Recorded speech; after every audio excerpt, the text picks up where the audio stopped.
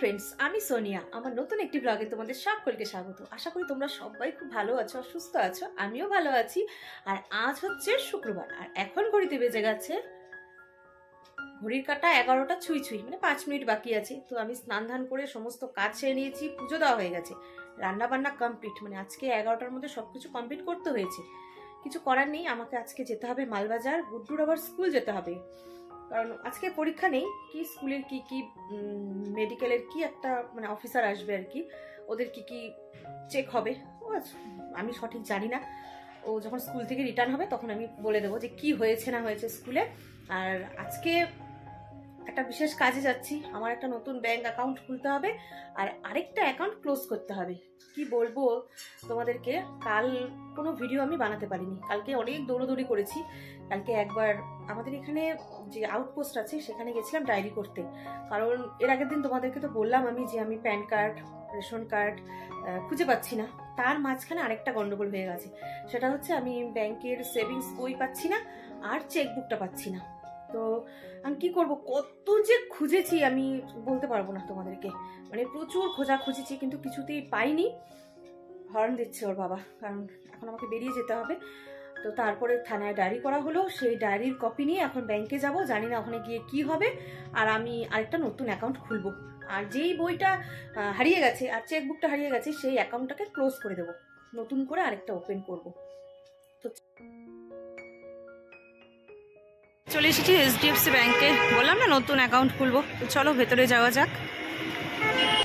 তো ব্যাংকে তো চলে এসেছি, তো এসে কিছুক্ষণ বসতে হয়েছে, কারণ আমাদের আস্তে আস্তে একটু দেরি হয়ে গেছিলো। তো সেখানকার যে ম্যানেজার সে একটু বাইরে বেরিয়েছিল, তো বেশিক্ষণ না 10 মিনিটের মতো বসেছি। তারপরেই ওনার সাথে কিছু আলোচনা করলাম।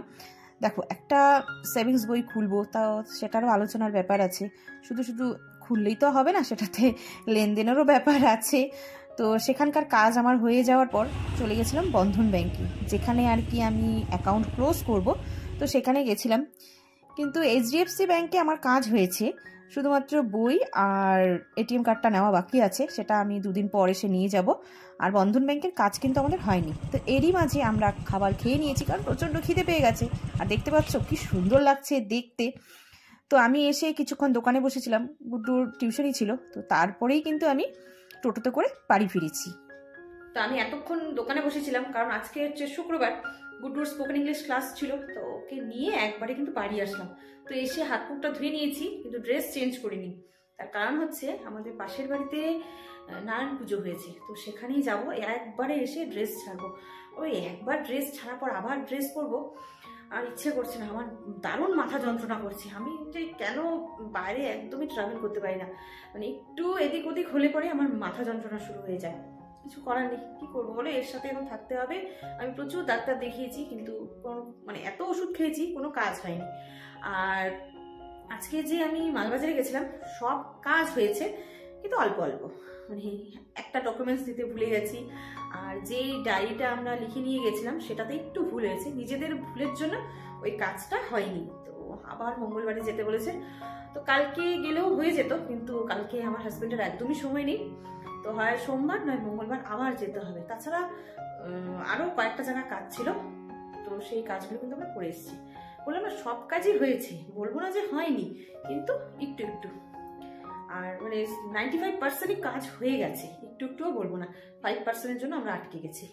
কি করা যাবে, আবার যেতে হবে। তো চলো ওই পাশের বাড়িতে আবার যেতে হবে।